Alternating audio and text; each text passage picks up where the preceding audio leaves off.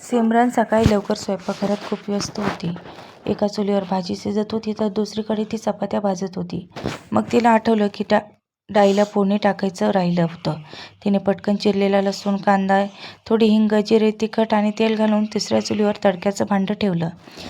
चपात्या बनवताना गोल गोल फिरणारा तिचा हात, त्यामुळे बांगड्यांचा आवाज ऐकू येत होता आणि त्यामुळे असे वाटत होते की तिला खूपच घाई आहे. तिने एक चपाती लाटली तोपर्यंत फोडणीतून थोडासा धूर येऊ लागला. तिने पटकन गॅस बंद केला. तेवढ्यात तिचा नवरा अजित आला आणि खूप प्रेमाने म्हणाला, "डाळ आण, मी फोडणीला घालतो." सिमरनने हसून होकार दिला. अजित येताच किचनमध्ये शांतता पसरली. अजितच्या छोट्याशा दयेने तिला खूप दिलासा मिळाला, कारण तिच्या मनात आधार मिळाला होता. घरच्या प्रवासात ती एकटी नाही, पण तिचा नवरा ही सोबत आहे. तेव्हा तिच्या सासू उषाताई थोड्या कठोर स्वरात म्हणाल्या, "अरे बेटा, तू सकाळी लवकर उठून बायकोच्या पदराला बांधून किचनमध्ये शिरलास का? प्लीज इकडे ये. माझे गुडघे दुखत आहे. मला थोडा मसाज कर." आईचा आवाज ऐकून अजित चेहरा थोडा पडला. त्याला सर्व काही समजले होते. त्याच्या पत्नीला मदत करण्यापासून रोखण्यासाठी त्याची आई नेहमी काही ना काही सबब सांगायची. सिमरन हळूच म्हणाली, "जा, जेवण जवळजवळ तयार आहे. मी सर्व काही करेन." अजित जड अंतकरणाने स्वयंपाकघरातून बाहेर पडला. सिमरनने मोठा श्वास सोडला आणि विचार करू लागली, मला त्रास देण्यात आईला कसला आनंद मिळतो कुणास ठाऊक. अजित आईकडे गेला आणि गुडघ्यावर औषध लावू लागला. पण त्याचे मन स्वयंपाकघरात काम करणाऱ्या बायकोवरच अडकलेले होते. ती बिचारीला अगदी पहाटे एकटीच सर्व कामे करावी लागतात. त्यानंतर ती ऑफिसला जाईन. ती संध्याकाळी ऑफिसमधून यायची. त्यामुळे चहा नाश्त्यासोबत रात्रीच्या जेवणाची तयारी करावी लागायची. तो ऑफिसमधून थोडा उशिरा यायचा. त्यामुळे कधीकधी तो तिला किचन साफ करायला मदत करायचा. नाहीतर तीच आई त्याला गुडघेदुखीच्या बहाण्याने आपल्या खोलीत बोलावत असे. काही वेळाने नाश्ता तयार झाला म्हणून उषाताईंनी अजितसोबत बसून नाश्ता केला. पटकन टिफिन पॅक केल्यावर सिमरनने तिचा नाश्ताही केला. त्यानंतर पती पत्नी दोघे ऑफिसला जाण्यास निघाले. मग उषाताईंनी जोरात संगीत वाजवले आणि सोफ्यावर आरामात पडून गाण्याचा आनंद घेऊ लागल्या. आपला मुलगा आणि सून गेल्यानंतर त्या खूपच निरोगी व्हायच्या आणि आपला सर्व वेळ आनंदाने घालवत असत.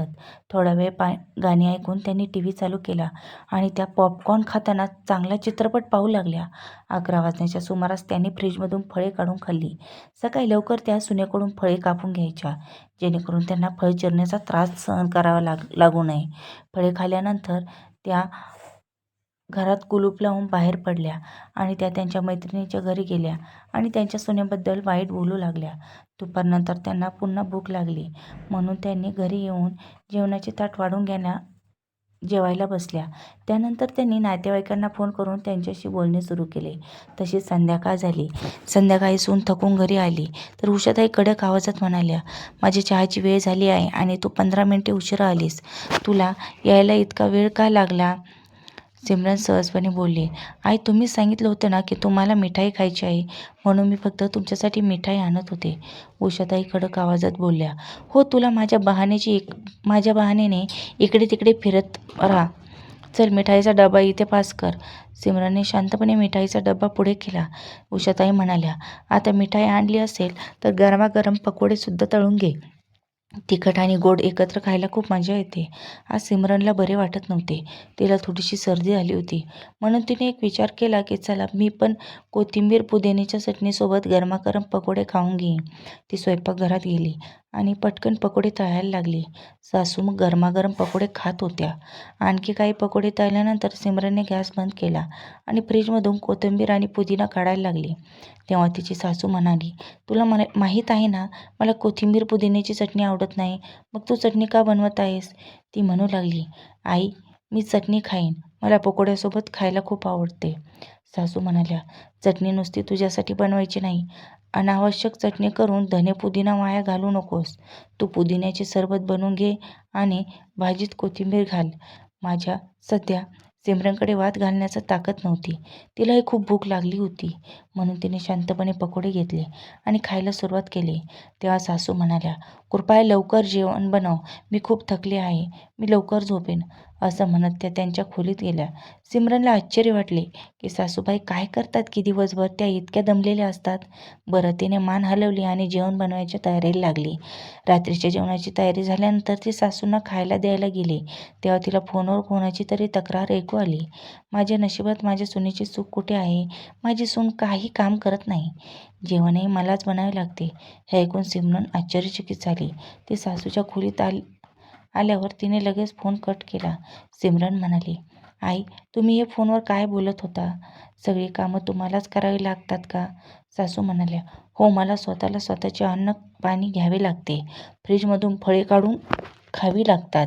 तुमच्या मागे जे काही लागेल ते काम मला स्वतःलाच करावे लागते. मी काय खोटे बोलते? सुनबाई, मी नातलगांना हकीकत सांगत होती. आता सिमरन खूप राग घेऊ लागला होता, पण तिची तब्येत बरी नव्हती म्हणून तिने सासूला काही बोलले नाही आणि शांतपणे त्यांना खायला दिले आणि तिच्या खोलीत गेली. पण आज तिला खूप वाईट वाटलं होतं. ती दिवसभर ऑफिसमध्ये काम करायची, त्यानंतर घरची सगळी कामंही ती सांभाळायची. जेव्हा जेव्हा ती म्हणली की मदतीसाठी मोलकरीण ठेवेल, तेव्हा तिच्या सासूबाई नेहमी म्हणाल्या की घरात आम्ही तिघीच आहोत, फारसे काम नाही आणि कामात मदतही करतील. पण मदतीच्या नावाखाली त्या एकही काम करत नव्हत्या आणि वर त्या त्यांच्या नातेवाईकांकडे तक्रार करत होत्या की त्यांची सून काही काम करत नाही. आता सिमरनने मनात ठरवले होते की सासूला धडा शिकवायचा. आठवडाभरानंतर एके दिवशी ती ऑफिसमधून घरी आली. त्या सासूने रागाने बसल्या होत्या. ती म्हणू लागल्या, सुनबाई, तू आत्याला काय सांगितले? तू तर आपल्या घरच्या इज्जतीची काळजी नाही. सिमरन म्हणाली, काय, तुम्ही असं का बोलतायत? त्याचवेळी अजितही ऑफिसमधून आला होता. आज ऑफिसमध्ये फारसं काम नव्हतं, त्यामुळे त्याला ओव्हरटाईम करावा लागला नाही, म्हणूनच तो लवकर घरी आला. सिमरनला खुश करण्यासाठी त्याने सोबत समोसे आणले होते. मात्र इथे सासू-सुनेचे वाद सुरू होता. घरी पोहोचल्यावर तो म्हणाला, सिमरन, प्लीज चहा कर आणि घेऊन ये. ऑफिसमधून येताच हे काय उगाचच भांडण करतायस? सिमरन शांतपणे स्वयंपाकघरात गेली आणि चहा करायला लागली. तोपर्यंत उषाताई आपल्या मुलाला भडकावू लागल्या आणि म्हणाल्या, आजकाल सुनबाई खूपच बोलू लागली आहे. ती आपल्या नातेवाईकांकडे आमच्याबद्दल तक्रार करते आणि तिने अतिशयोक्ती केली की आणि खूप काय बोलू गेली आहे. अजितला समजले नाही की आईला काय म्हणायचे आहे. पण मग सिमरनने चहा तयार करून आणला तेव्हा सासू म्हणू लागल्या, मला या गरम चहात तुला बुडवावं वाटतंय. कौटुंबिक बाबी नातेवाईकांना सांगायची काय गरज आहे? मग सिमरन जरा हसली आणि म्हणाली, आई, पण मी आज आत्याला खरंच सांगितलंय. मग तुम्हाला आज इतक्या मिरच्या का झोंबत आहेत? तिचा नवरा तिला शिव्या देत म्हणाला, पण तू आत्याला असं का सांगितलंस?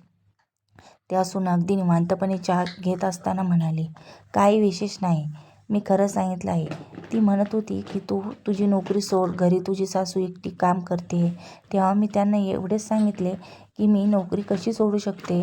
घर आणि कार लोनचा EMI माझ्या पगारातून भरला जातो आणि आपत्कालीन परिस्थितीत अचानक काही मोठा खर्च येतो, तरीही मला सर्व गोष्टींची काळजी घ्यावी लागते. मी नोकरी सोडली तर अजितला अडचण येईल. यात मी काय चुकीचे बोलले? आई जर सगळ्या नातेवाईकांसमोर सांगू शकतात की मला सगळं कामं करावी लागतात, तर मी खरं का नाही सांगू शकत? आणि तूच सांग, यात काही तथ्य आहे का? आईला खरंच घरची सगळी कामं करावी लागतात का? आता अजित रागाने आईकडे वळला आणि म्हणाला, आई, हे सर्व काय आहे? माझ्या बायकोबद्दल तू सर्व नातेवाईकांना तक्रार करतेस की ती घरची कामे करत नाही आणि तुला सर्व कामे करावी लागतात. अगं, मी स्वतः पाहतो की सकाळी ऑफिसला जाण्याआधी ती सगळी कामं एकटीच करत असते. जेव्हा ती मदत करण्याचा प्रयत्न करतो मी, तेव्हा तू मला दुसरे काम करायला लावतेस. रात्री उशिरापर्यंत घरातील कामापासून मोकळा वेळ मिळतो, मग तू घरची सगळी कामं करतेस असं कसं म्हणू शकतेस? आता उषाताई स्तब्ध झाल्या होत्या. अजित म्हणाला, माझ्या बायकोने काहीही चुकीचे बोलले नाही. तिने जे काही सांगितले ते खरे आहे. पण जर तुझी इच्छा असेल तर तिने नोकरी सोडावी, म्हणजे तू नातेवाईकांकडे तक्रार करणार नाही, तर तू मला सांग, मी तिला नोकरी सोडायला लावतो. पण या घराचं आणि गाडीचं EMI भरण्यात तू मला मदत करशील का? आता उषाताई चेहरा फिका पडला होता आणि त्या काही न बोलता शांतपणे त्यांच्या खोलीत गेल्या. अजित म्हणाला की आता जास्त विचार करण्याची गरज नाही. तू तुझ्या मदतीसाठी एक मोलकरीण ठेव. मग सिमरननेही सुटकेचा सुस्कारा सोडला. की निदान तिच्या नवऱ्याने तिला साथ दिली. पूर्वी सिमरन नातेवाईकांची चर्चा ऐकून गप्प बसायची, पण यावेळी तिने प्रत्युत्तर देत सासूबाईंना समजावलं की ती आता गप्प बसणाऱ्यांपैकी नाही. उषाताई दुसऱ्या खोलीत गेल्या आणि बडबडत होत्या. मी माझ्या सुनेबद्दल थोडी तक्रार केली होती. मग दीदींनी म्हणजेच माझ्या नंदेला तिला फोन करून काही बोलण्याची काय गरज होती? हे प्रकरण अनावश्यकपणे इतके वाढले आहे. पण आता त्यांनी कान पकडले की खोटं बोलून सुनेची तक्रार करू नये, अन्यथा हे प्रकरण सुनेपर्यंत पोहोचलं तर ती उत्तर दिल्याशिवाय राहणार नाही, असा इशारा तिने चांगलाच दिला होता. तर मित्रांनो, या कथेबद्दल तुमचं काय मत आहे? सिमरनने जे काय केलं ते योग्य केलं का? कमेंट करून नक्की कळवा. चॅनलला लाईक, शेअर आणि सबस्क्राईब केलं नसेल तर जरूर करा. परत भेटू अशाच नव्या कथासोबत. धन्यवाद.